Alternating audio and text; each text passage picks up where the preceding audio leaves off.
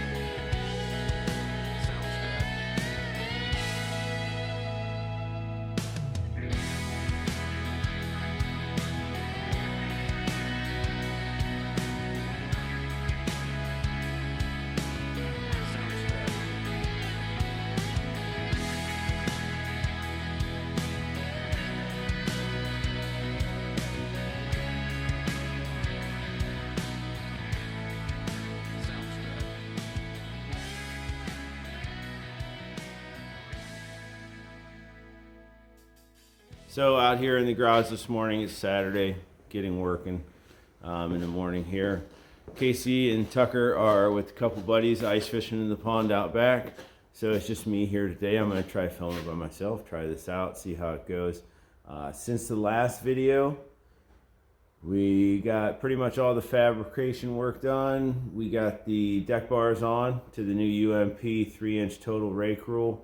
Got the cockpit reworked to get it to that deck height.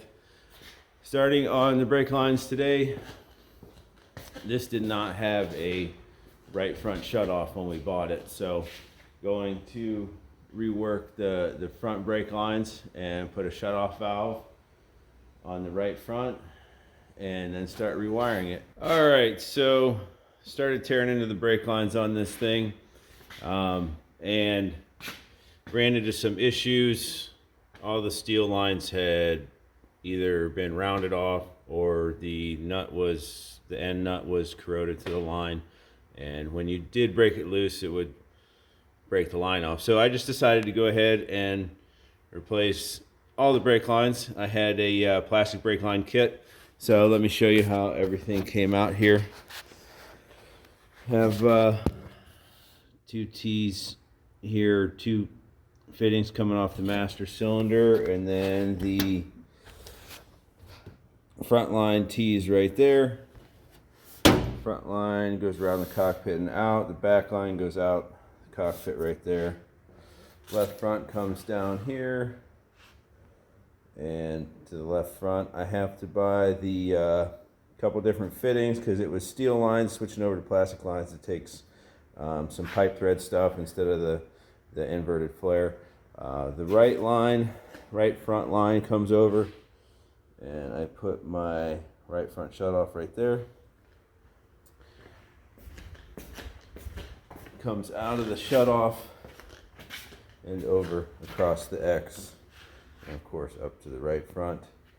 The backs come across this middle bar, T right here, and one to the left and one to the right. So didn't take me too long. Most of the time was spent finding everything I bought to do it.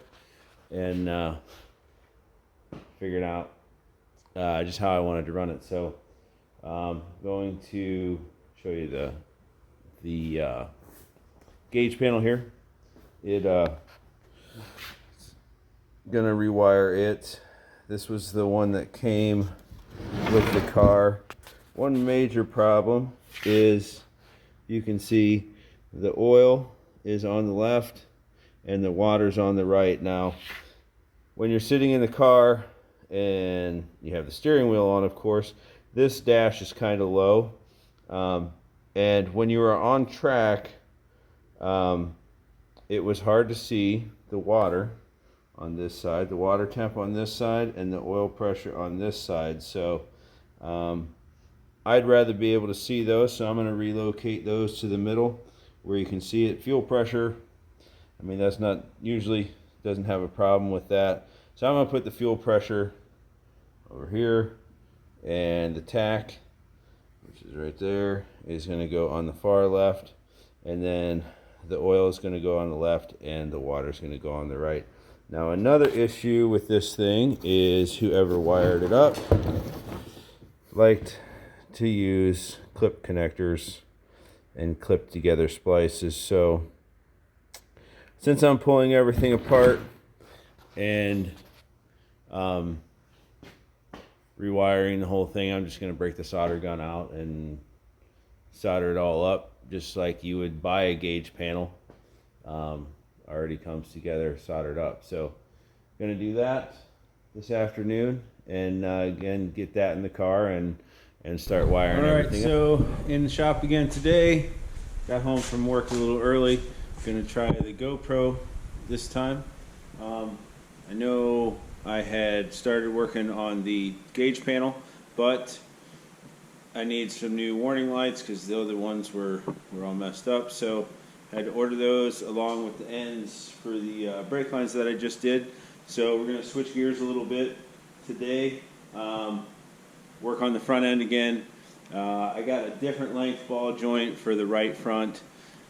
I ran a +1 last year. That's how the car came. That's how I ordered the upper from Close Racing Supply with the +1. But was doing some research and going over the specs and everything, and talked to my shock builder, and it's supposed to be a standard length ball joint on the right front, and then either a +1 or a +1/2 on the left. So it's a standard on the left right now. I think I'm going to run a +1/2, something that we'll just mess around with throughout the year, get the different feel of steering and everything. So I'm going to work on that. Also, I got my tie rods, my right front drop tie rod from Close Racing Supply, and my new center link, because this one's bent after Casey had a little incident at the end of the year. So we're going to put that on, and then probably set toe, have to reset camber and everything because of this different length ball joint. So I'm going to get started on that today, and then when the stuff comes in for the brake lines and the gauge panel, then we'll jump back over that and start the wiring. I just didn't want to start the wiring and get halfway there and not be able to finish it up, so figured we would just work on the suspension a little bit today. We still got to do that. If I get that done, then I have some stuff I have to do on the front bumpers to finish those up. I had to have some stuff bent for me. I usually build my own front bumpers, but I don't have a tubing bender, so I had to have a couple things bent. So I just got that back a couple days ago. So if we get the front end finished up, we'll jump over to the bumper and weld those up. I'm making 2 up right away. So I'll get started here and Soundstripe.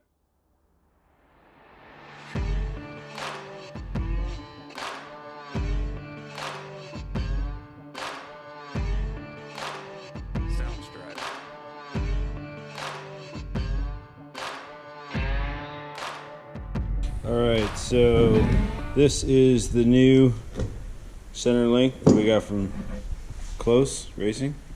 Just stock center link, per the rules.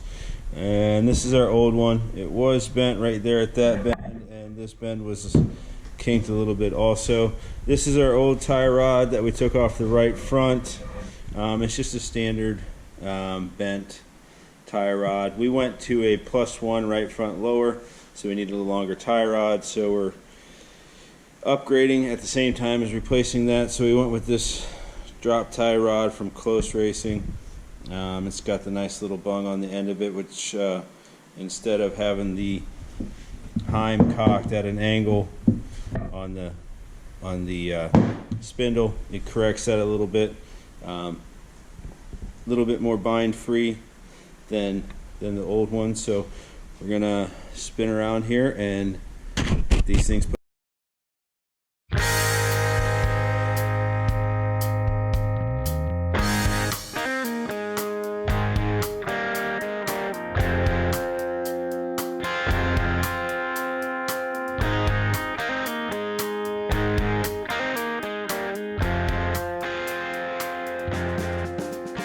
So this right front upper ball joint, let me show you why I like the Close Racing uppers. They're really handy to change out the ball joint pin. I already had this broke loose. So there's an Allen here and an Allen here that holds this top cap from moving.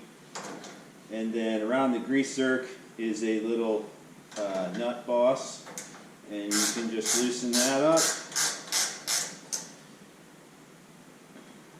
Take the top cap off.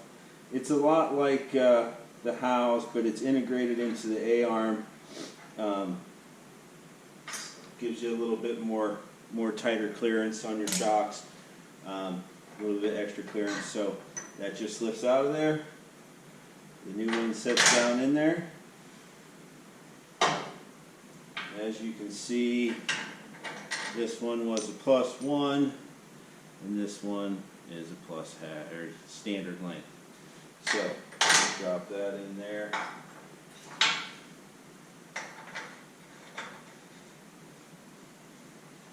Run this back in there.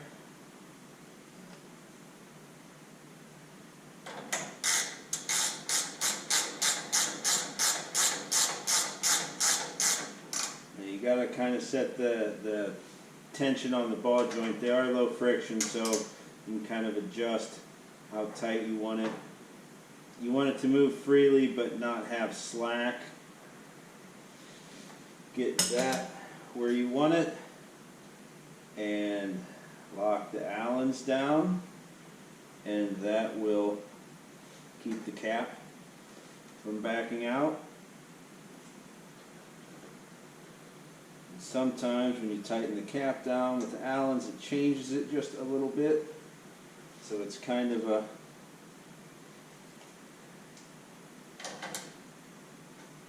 process. It tightened it up when I tightened the set screws up. So there we go, nice and free, no slack. Set it down in there. I always put my hole for the cotter pin front to back. It's easily accessible. And then we have a washer and a nut, and then we're done. So, if I can get the nut on here, there we go.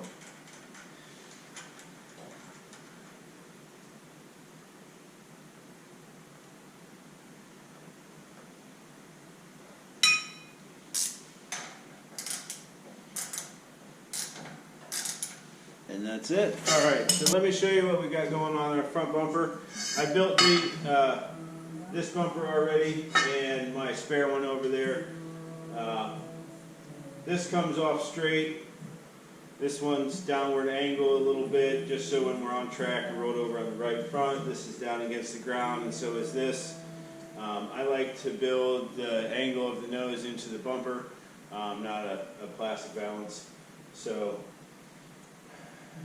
but these is what I was waiting on. I was waiting on these hoops. I don't have a tubing bender, so I had to have someone bend these for me. Gonna weld a 1-inch piece of pipe at either end, set these down over, and bolt that in. So So I've just, I figured out my height here. I'm going to go 10 inches, which is pretty standard. Some are 9, some are 10. I'm going to go 10. I like to have a little bit of bumper on the front of my car, so sometimes I can voice my displeasure at someone. Going to weld a tab here, brace it back to here, about at this joint. Same on this side. Then we'll run the nose and everything and drill holes for those braces, and all you'll see is this part of the bumper sticking up. So I have the other 2 pieces of this marked off that I'm going to cut, and then cut the little stubs, and then we'll get welding. So we'll be back in a few. Soundstripe.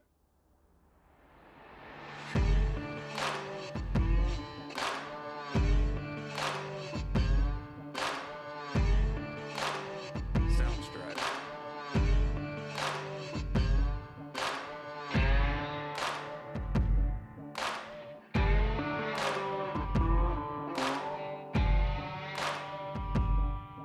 Soundstripe.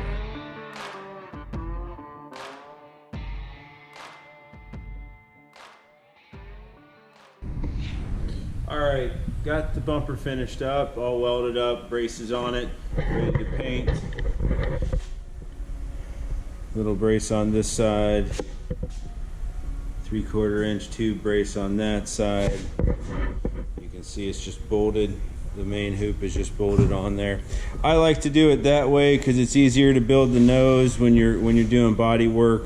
You can just pull all that stuff off, build your nose, set that back on, bolt it up. You don't have to cut around the bumper. So that's the way I like to do it. And we're going to replicate the same thing on this one here, and get them both completed and ready for paint. Alright, so that's going to do it for this video. We did the front bumper, the right front ball joint, some steering linkage work, just kind of bounced around everywhere, went over some of the wiring, what we're going to do and why. But sometimes when you buy a used car and run into things that you weren't expecting, and you have to order parts and wait on those parts, you have to jump around. It kind of annoys me, but that's just the way it goes sometimes. So I think the next video we're going to come back and we're going to start the wiring with the next video once I get all that stuff and show you guys how I solder everything up and start wiring it. So, but thank you for watching, and hit the like button, hit the subscribe button, and give us a comment. Let us know what you think. Give us some suggestions, maybe what you guys would like to see. We're just kind of getting our feet wet at this, and just trying to get used to making videos. Come race season, we're going to do race videos every time we go out. I don't know if we're going to race every week or every other week.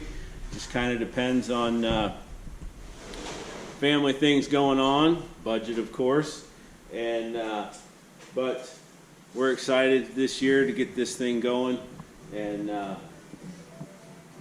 have you guys come along for the ride and see how Casey does with a little bit more seat time this year, and see how these guys, like this little dude hiding back here, Sawyer, and Tucker, do at crewing for us. And we'll see you on the next one.